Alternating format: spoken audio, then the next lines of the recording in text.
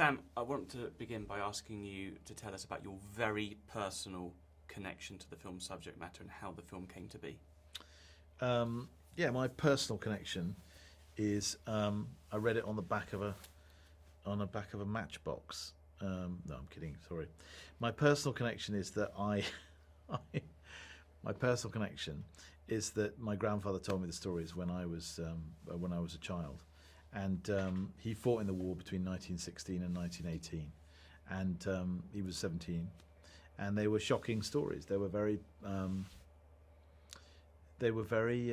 particularly notable for not being about heroism and bravery, but being more about how lucky he was to be alive, and luck and chance and coincidence.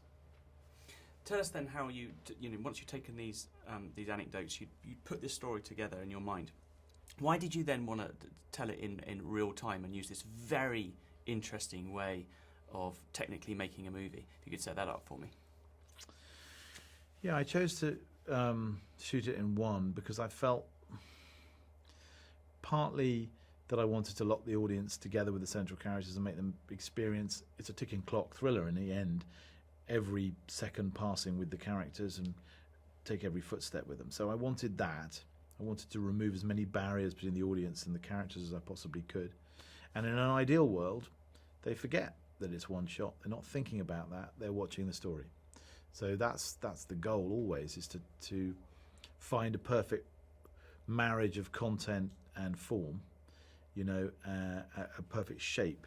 And that's what you're searching for often with a movie. And then there was another reason, which is that, I think you, as a filmmaker, you fall very quickly into a kind of repetitive pattern in terms of shooting coverage and the way that you edit and the way everything falls together.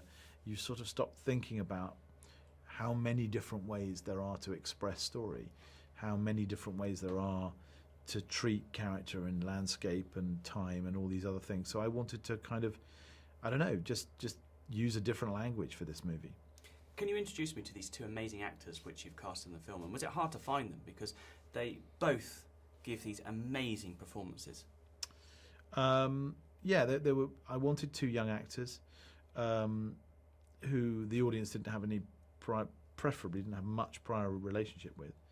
I wanted to feel they were two amongst 2 million, and in a funny way, I wanted you to feel at the beginning of the movie they weren't particularly special. They were just two average soldiers, and for us to realise or begin to understand why they were special, if they were, during the course of the film.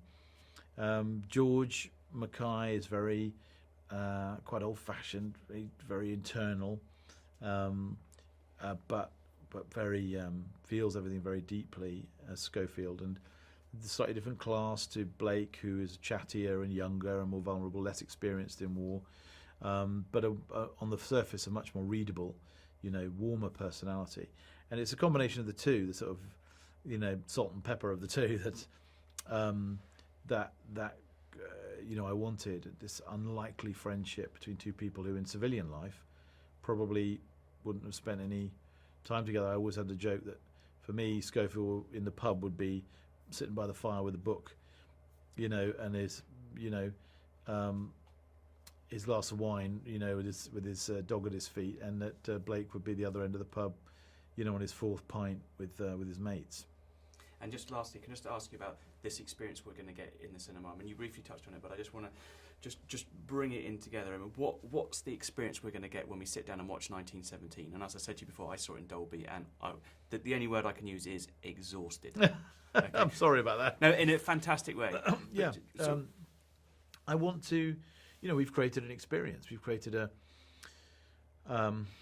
something that I think is designed to be seen on a big screen, and I hope people go and see it on a big screen. We've used all the tools available to you as a contemporary filmmaker to make it feel like something experiential, something immersive. And I don't just mean image, I mean sound and music and everything else. And you don't ever want to be able to sum up your movie in a single phrase, otherwise you'd write, it's not a delivery of a message as a film, or it's not a history lesson, it's not it's not. You don't need to know anything about the First World War to enter this world and be taken on this ride. And I think perhaps if you come out feeling like you understand a little bit more about what these men went through, about what happens to human beings in war when they're stripped to their essence and stripped of social class and all the things that the world gives them, they just right down to the bare bones of what it means to be a brother or a friend or want to go home. Hopefully it makes people think about those things as a universal truth rather than just war.